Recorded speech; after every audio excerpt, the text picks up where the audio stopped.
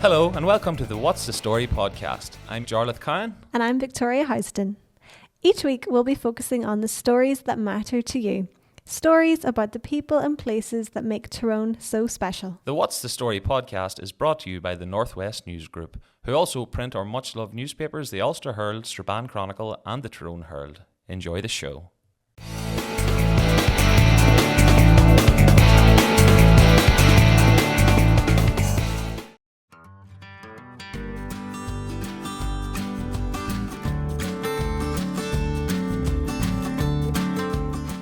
And welcome to this week's episode of the We Are Tyrone podcast with your host Thomas Maher. And this week's a really fun one. We've got Castlederg, country sensation and singer and TikTok star Gareth, or Gareth Hamilton's his full name, but he simply goes by Gareth, who's now living in Nashville and has an amazing career ahead of him of performing around the world. He's already doing that, but you can see him in the future really taking off. So this is just a little discussion about his music career. He's had over 200 million views across social media on just people listening to his music. This is just a little discussion about it. There's just one thing. In the podcast, we talk about one of his songs being released next Friday. That song's actually out, and you can go and listen to it on Spotify or on any of your available music streaming platforms. But here we go. This is my conversation with Gareth.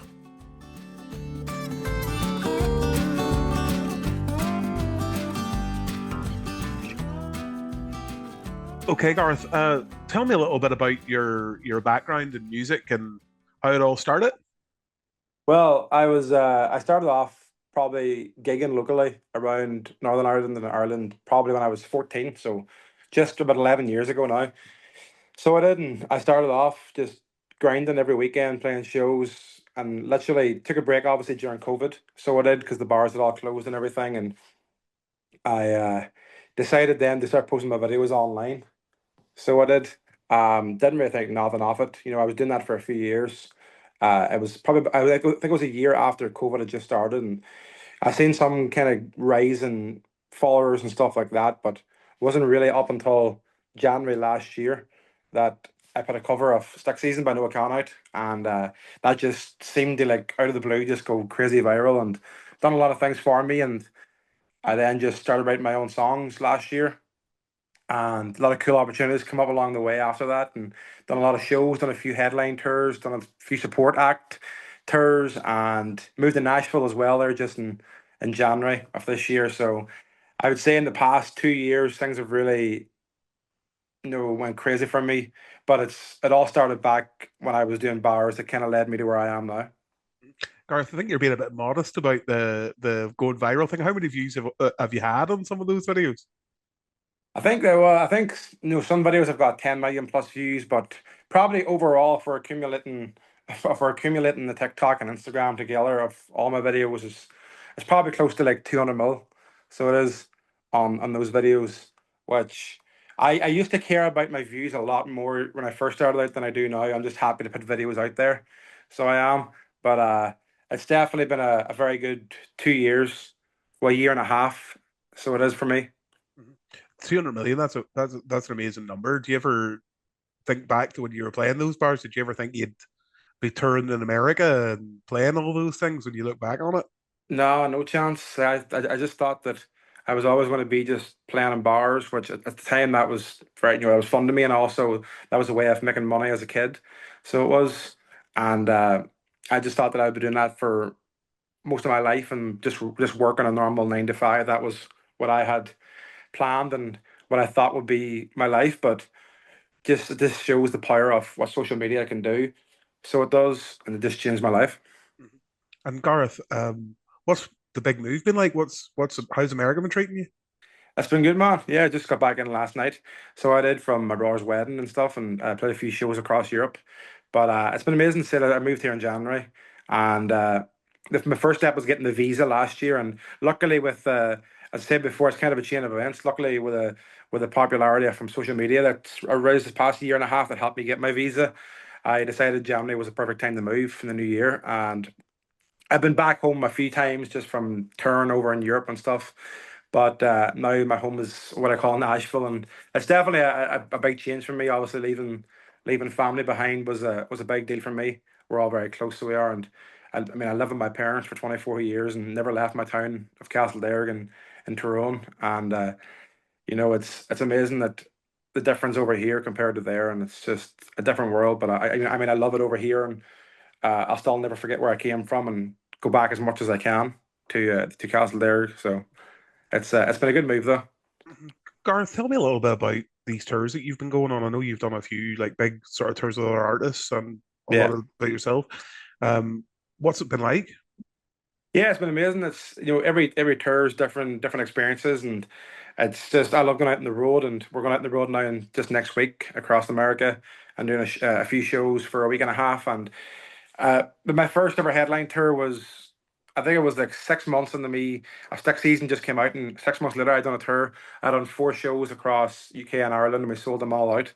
And then we went on tour with a group called the 502s in autumn. So we did, and went all across Europe with them. It was my first time playing shows in like Germany and Netherlands and all those countries. And we then played C2C few festivals in March of this year.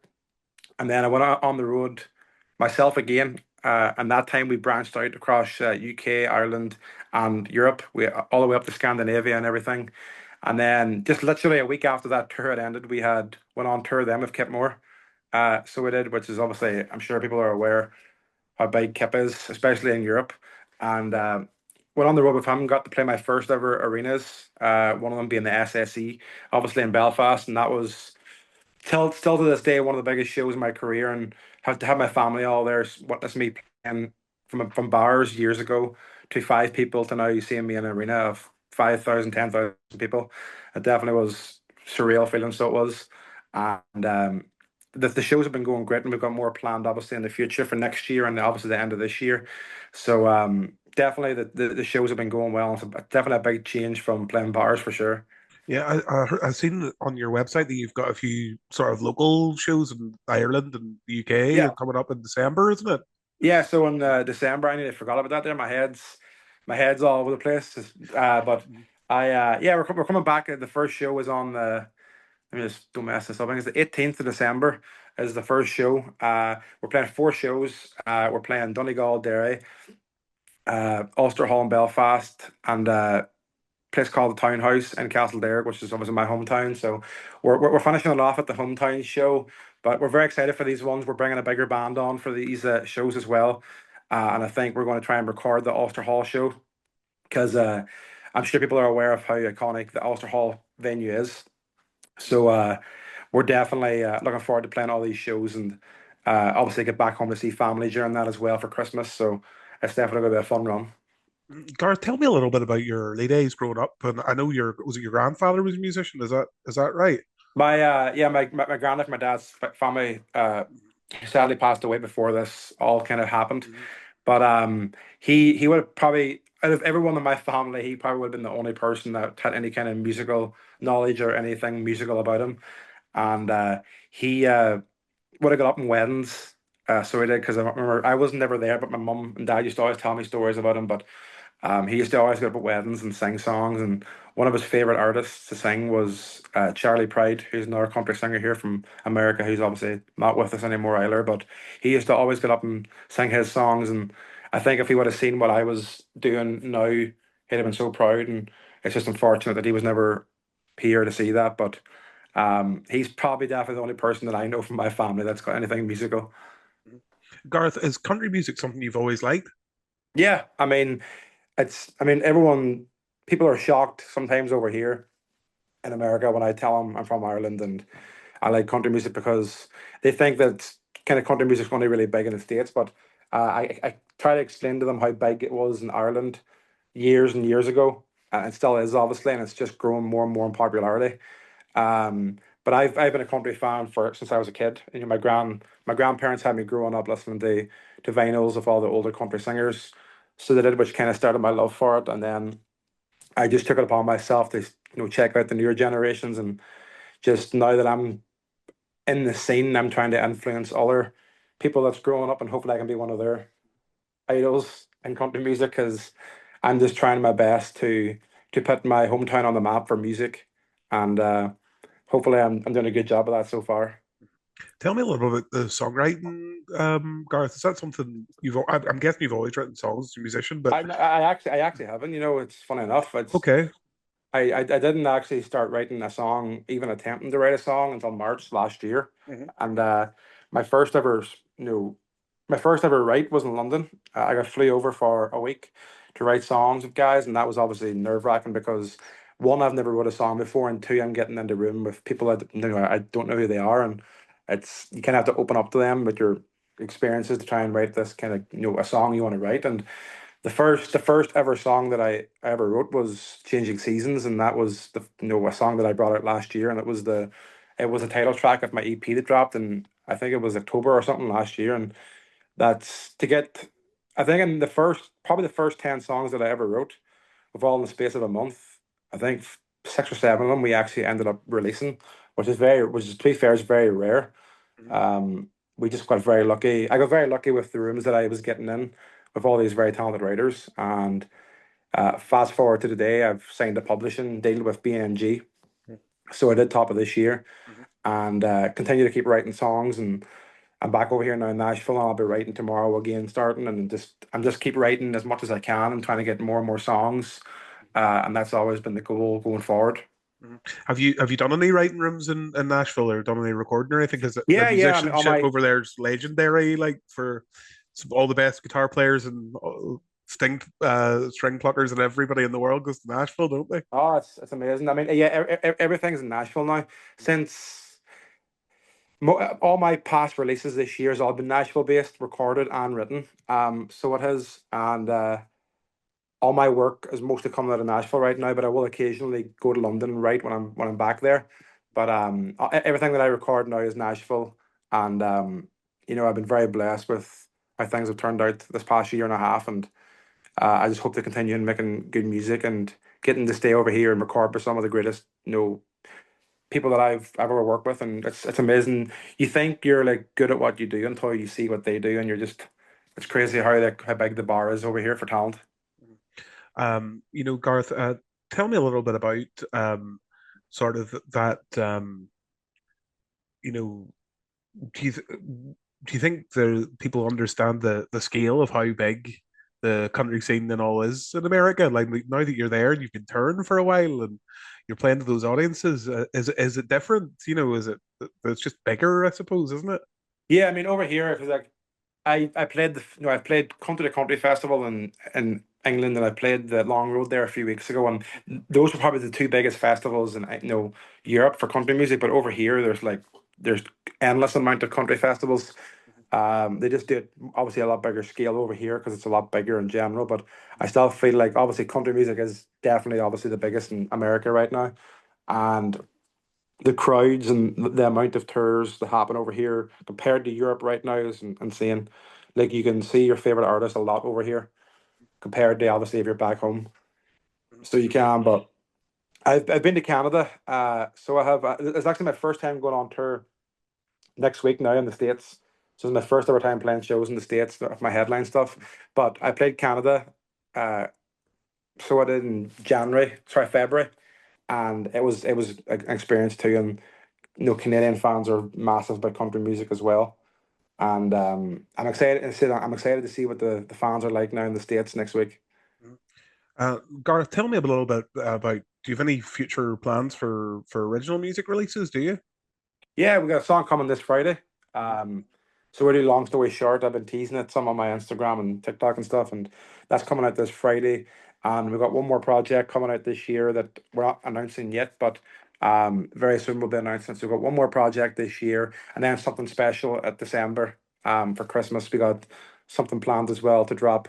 But and then obviously on to next year. Then I'm sure we'll think about that whenever we get these next projects out. But no, we're definitely keeping the flow of releases coming. That was one thing we wanted to do whenever we dropped our song top of this year in January. The first song we dropped was Last Thing I Do this year, and we wanted to follow a timeline of every 4 to 6 weeks to drop a song, and we've been sticking to that. So it's been good. So definitely a few more releases this year, and then obviously on the next year will be the same. I'll not keep you for much longer. I've just a couple more questions here, Gareth. Yeah, Gareth, what about Can we talk a little bit about growing up in Castlederg, because this, it's for the we are Tyrone and all, so just keeping it local for us. What sort of inspires you about your childhood and all about? Were you enthralled in country music growing up, or what inspires you about back home when you're writing your pieces? I mean, a lot of things that inspire me from back home, obviously, is my family and friends, and the last song that I just dropped, "Shoulders I Stand On," that was literally based in my hometown, so it was, and it even name drops Tyrone, so it does, and that's like basically chatting about no matter what happens, I'll always remember the people that made me who I am and stuff, and I think growing up in such a small town like Castlederg has shaped me into the person that I am, and that's someone who's proud of where he's came from, and obviously I like to think that I'm very humble in that sense, and I think my parents do a good job of keeping me level headed. But yeah, back home has inspired a lot of my songs. I mean, "Quiet in This House" I dropped on February was written about obviously leaving home, and a phone call between me and mom, and that's the first song that I ever name dropped Castlederg in. So it was, and we get to play that song all over the world and hear people sing the words of Castlederg. So, and people will have no idea where that was, but it's cool to finally, you know chat about my hometown and songs and get the word out there about, because for Americans and stuff, they'll never know where that is. So it's cool that I can share those experiences and people can listen to those songs and they can kind of have an idea of where I'm from. And Gareth, you're sort of very new. Well, I know you've been playing for a long time, but this Yeah. whole thing it's very new. As you said, it's only a year and a half since, or 2 years since, Yeah. the whole thing. Do you have ambitions for the future? What would you like to happen? I mean, my goals for the future is just to keep putting out songs and obviously supporting my family. This is one of the big reasons I do it as well, to make sure my family's taken care of, and obviously happiness is key. And definitely one of my biggest goals is to play the Grand Old Opry. That's always been my biggest goal, is to step in that circle. I got to play the Ryman Auditorium last year, and the next goal after that was the Opry. So hopefully sometime in the near future that can be possible.